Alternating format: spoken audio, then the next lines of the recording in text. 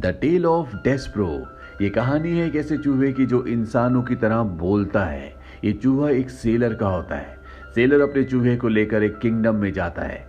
दरअसल आज यहाँ पर एक खास सूप पूरी प्रजा को दिया जाएगा और ये सूप बना रहा होता है शाही शेफ। दरअसल इस शेफ के पास एक ऐसा जीनी होता है जो इसकी इस सूप को बनाने में मदद करता है। और जब ये सूप बना रहे होते हैं तो गलती से सूप के अंदर वाइन की बोतल गिर जाती है, लेकिन जब इस सूप को टेस्ट करते हैं तो आज तक का ये सबसे बेहतरीन सूप बना होता है। सेलर का बोलने वाला चूहा जिसका नाम रॉस्क्यूरो है वो ये सब कुछ देख रहा होता है और अब इस खास सूप को राजा और रानी को दिया जाता है। और जब रानी सूप को पीने वाली होती है कि रॉस्क्यूरो ऊपर से रानी के सूप में गिर जाता है और जब रानी देखती है कि एक चूहा उसके सूप में गिर गया है तो वो शॉक्ड हो जाती है, जिससे उसे दिल का दौरा पड़ता है और रानी की मृत्यु हो जाती है। रानी की मृत्यु से पूरी प्रजा डर जाती है।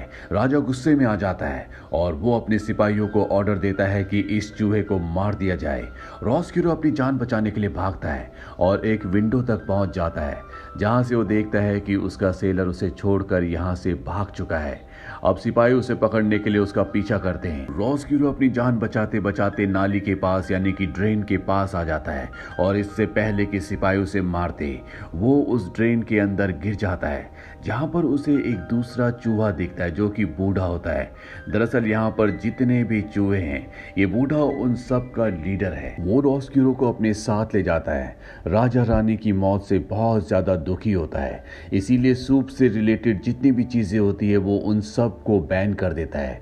दरअसल यहाँ पर एक रॉयल सूप डे होता है जो कि बहुत फेमस है और अब वो सूप डे नहीं होगा और शाही शेफ अब सूप नहीं बना सकता, इसीलिए शेफ का जो जीनी होता है वो अपीयर होना यानी कि उसके सामने आना बंद हो जाता है, जिस वजह से इस पूरे किंगडम में अकाल पड़ जाता है।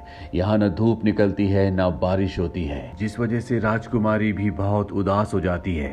साथ ही इस किंगडम में चूहों को भी इलीगल घोषित कर दिया जाता है। वहीं चूहों की दुनिया में यानी कि जमीन के नीचे दिखाया जाता है कि वहां पर एक नए चूहे ने जन्म लिया है, लेकिन ये चूहा बाकी चूहों से बिल्कुल अलग होता है क्योंकि इसके कान खरगोश की तरह बड़े बड़े होते हैं, इसीलिए इस चूहे का नाम रखा जाता है डेस्प्रो। धीरे धीरे वक्त बीतता और डेस्प्रो बड़ा होना शुरू हो जाता है।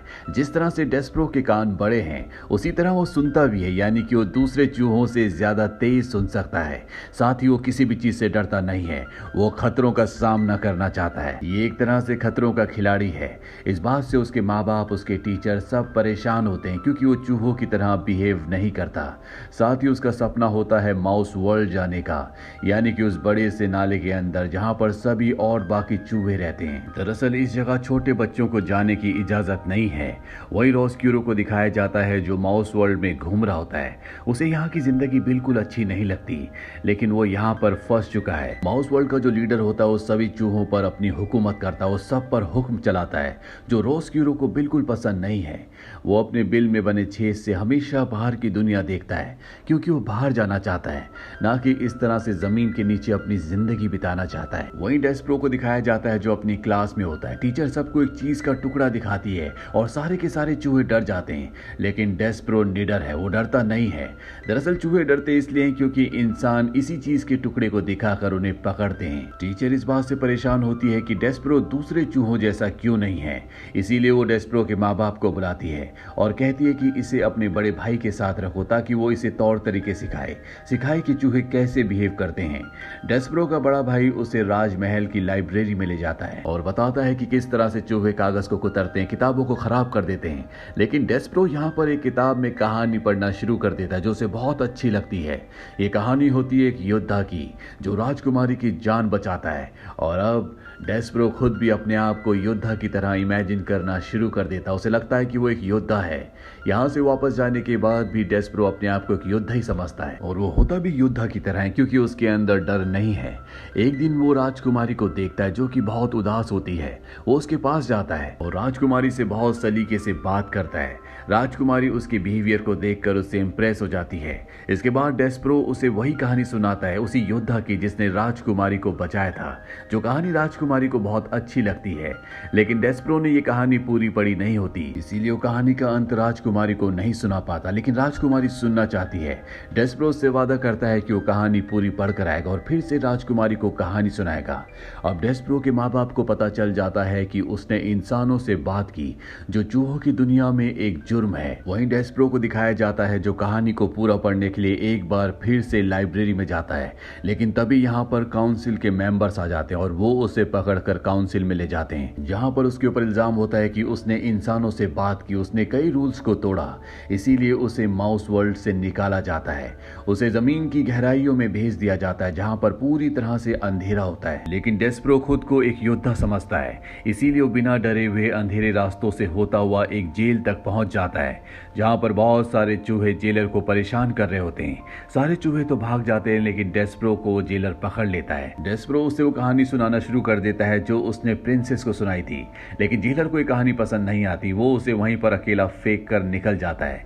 तभी बाकी चूहे आते हैं और वो डेस्परो को उठाकर अपने उसी बूढ़े लीडर के पास ले जाते हैं, जिस लीडर को आज से कई साल पहले रॉस्क्यूरो मिला था। ये लीडर बहुत जालिम होता है, जो रॉस्क्यूरो को अपने जैसा जंगली बनाना चाहता है, लेकिन आज तक रॉस्क्यूरो उसकी तरह नहीं बना।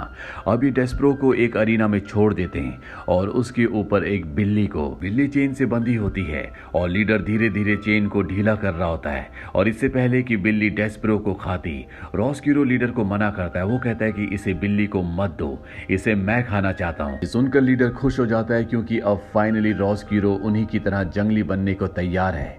डेस्परो को रॉस्क्यूरो के हवाले कर दिया जाता है। रॉस्क्यूरो डेस्परो को अपने घर लेकर आता है, जहाँ पर ये दोनों बहुत बातें करते हैं और इन दोनों की दोस्ती हो जाती है।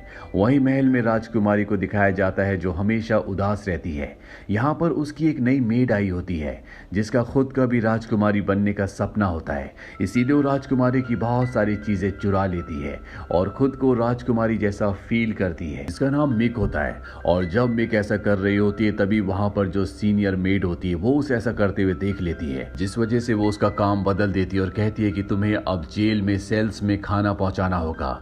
मिक जब खाना लेकर जेल में जाती है तो वहां का जेलर उससे बदतमीजी से बात करता है, वो उसके खाने को फेंक देता है। ये देखने के बाद मिक कहती है कि मुझे ऐसी वैसी मेड मत समझो, मैं सिर्फ राजकुमारी के लिए काम करती हूँ। राजकुमारी का नाम सुनते ही जेलर और भी गुस्सा हो जाता है। वो कहता है कि मुझे ये नाम दोबारा नहीं सुनना। दरअसल उसकी खुद की एक बेटी है जिसे वो राजकुमारी ही समझता है, पर पैसों की कमी की वजह से उसे अपनी बेटी को किसी और को पालने के लिए देना पड़ा, इसीलिए वो हमेशा उदास रहता है। ये सारी बातें यहाँ पर रॉस्क्यूरो भी सुन रहा होता है और वो डेस्परो को बताता है कि ये सब मेरी वजह से हुआ है, मेरी वजह से रानी की जान गई थी, जिसके बाद पूरे किंगडम में अकाल पड़ गया, हर तरफ उदासी है और एक यही कारण है कि राजकुमारी हमेशा उदास रहती है। रॉस्क्यूरो फैसला करता है कि वो राजकुमारी से माफी मांगेगा, इसीलिए वो छुपता हुआ राजकुमारी तक पहुंच जाता है। राजकुमारी जब उसे देखती है तो पहचान लेती है कि इसी की वजह से उसकी मॉम की यानी कि रानी की जान गई थी। वो चिल्लाना शुरू कर देती है। रॉस्क्यूरो उसे समझाने की बहुत कोशिश करता है, लेकिन राजकुमारी उसकी एक बात नहीं सुनती और यहाँ पर अब सिपाही आ जाते हैं जो रॉस्क्यूरो का पीछा करते हैं। हालांकि रॉस्क्यूरो अपनी जान तो बचा लेता है, लेकिन अब उसे भी राजकुमारी से नफरत हो चुकी है। उसे लगता है कि राजकुमारी ने उसकी इंसल्ट की है, इसीलिए वो उससे बदला लेना चाहता है। वो मिक के पास जाता है, उसी मेड के पास जो खुद को राजकुमारी की तरह समझती है। रॉस्क्यूरो उसके कानों में जहर उगलना शुरू कर देता है। वो कहता है कि अगर राजकुमारी को हम बंदी बना लें तो तुम उसकी जगह ले सकती हो। मिग उसकी बातों में आ जाती है और वो राजकुमारी को नीचे जेल के तहखाने में ले जाती है, लेकिन रॉस्क्यूरो मिग को भी धोखा देता और दोनों को सेल के अंदर बंद कर देता है। जब ये बात डेस्परो को पता चलती है तो राजकुमारी के पास जाती है। राजकुमारी उसे अपने गले का लॉकेट देती है और कहती है कि ये मेरे पिता को दे देना। डेस्परो अपनी जान पर खेलकर सारे ट्रैप से बचता हुआ वो लॉकेट लेकर राजा के पास निकल पड़ता है, लेकिन वो लॉकेट उससे गिर जाता है और जब वो राजा के पास पहुंचता है तो वो उसे बताने की कोशिश करता है कि उसकी बेटी की जान खतरे में है, लेकिन राजा आज भी शोक में डूबा हुआ है। वो उसकी बात सुन ही नहीं पाता और अब डेस्परो को सिर्फ एक ही रास्ता दिखता है और वो रास्ता होता है उसका परिवार। वो अपने परिवार के पास जाता है, लेकिन जैसे उसका परिवार उसे देखता है सब के सब डर जाते हैं। उन्हें लगता है कि वो कोई घोस्ट है। दरअसल डेस्परो को जिन अंधेरे नालों में फेंक दिया गया था वहां से कोई भी बचकर नहीं आता।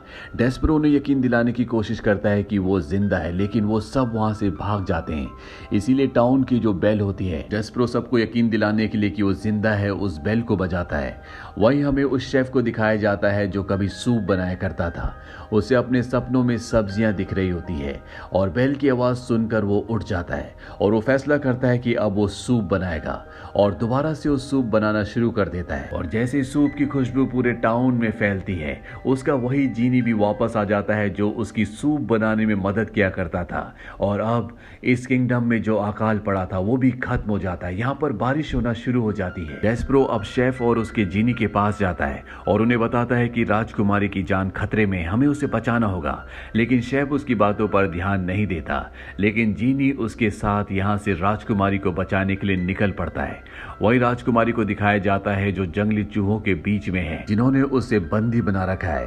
दरअसल अब वो चूहों के लीडर के कब्जे में है, जो कि बहुत ही जालिम है। और वो रॉसक्यूरो से आज बहुत खुश होता है। वो सबको बताता है कि रॉसक्यूरो हमारे लिए एक राजकुमारी को लेकर आया है और अब ये सब के सब चूहे राजकुमारी को खाने वाले हैं। यहाँ पर डेस्परो और जीनी भी पहुंच जाते हैं, लेकिन जब इस सीढ़ियों से ऊपर जा रहे होते हैं तो दोनों के दोनों गिर जाते हैं, जिस वजह से जीनी टूट कर बिखर जाता है। वो डेस्परो को कहता है कि तुम जाओ और राजकुमारी को बचाओ। वही हमें लीडर को दिखाया जाता है जो रॉसक्यूरो को कहता है कि तुम खाने की बेल बजाओ, लेकिन वो साफ साफ मना कर देता है क्योंकि उसे एहसास हो चुका है कि उसने गलती की है। उसे राजकुमारी के साथ ऐसा नहीं करना चाहिए था। इसीलिए लीडर खुद ही बेल बजा देता है और अब सब के सब चूहे राजकुमारी को खाने के लिए उसकी तरफ बढ़ते हैं। लेकिन यहाँ पर डेस्परो भी पहुंच जाता है और वो यहाँ पर जो कैट होती है उसे आजाद कर देता है। कैट सभी चूहों के ऊपर हमला कर देती है, जिससे वो सब अपनी जान बचाकर यहाँ से भागते हैं। रॉसक्यूरो बिल्कुल एक योद्धा की तरह यहाँ पर राजकुमारी के लिए दूसरे चूहों से लड़ रहा होता है, लेकिन उसे लीडर पकड़ लेता है। ठीक उसी वक्त बाहर टाउन में कई सालों के बाद धूप आती है और धूप की एक रोशनी उस हीरे के लॉकेट पर पड़ती है जो राजकुमारी ने डेस्परो को दिया था ताकि वो उसके फादर को दे सके। और हीरे से लाइट रिफ्लेक्ट करके यहाँ जमीन के नीचे माउस वर्ल्ड में भी आ जाती है, जिस वजह से यहाँ चारों तरफ रोशनी हो जाती है। तभी डेस्परो वहां पर एक मैग्नीफाइंग ग्लास को देखता है, जिसकी रोशनी वो सीधा उस लीडर की आंखों पर डालता है। लीडर नीचे अरीना में गिर जाता है जहां पर कैट है और कैट से बचने के लिए वो उसी के सेल के अंदर चला जाता है। कैट भी उसके पीछे जाती है और तभी राजकुमारी बाहर से इस गेट को बंद कर देती है और इस तरह से कैट लीडर का अंत कर देती है। इसके बाद दिखाया जाता है कि राजकुमारी ने रॉसक्यूरो को अब माफ कर दिया है। हालांकि उसकी वजह से उसकी मॉम की जान गई थी, लेकिन वो समझ चुकी है कि वो सिर्फ एक हादसा था। वही हमें राजकुमारी की मेड को दिखाया जाता है जो अब भी सेल के अंदर होती है। जेलर जब सेल के अंदर जाता है तो वो उसकी गर्दन पर एक निशान देखता है और पहचान जाता है कि ये उसी की बेटी है जिसे उसने कई सालों पहले पैसों की कमी से किसी और को पालने के लिए दिया था। वो अपनी बेटी को पाकर बहुत खुश होता है। मिक को भी उसके पिता वापस मिल गए हैं। मिक राजकुमारी से अपनी गलती की माफी मांगती है और अपने पिता के साथ उनके फार्म में रहने के लिए चली जाती है। राजा को भी अपनी गलती का एहसास होता है और वो सूप डे, जिसे रॉयल सूप डे के नाम से जाना जाता है, जो पूरी दुनिया में मशहूर था, एक बार फिर से शुरू हो जाता है।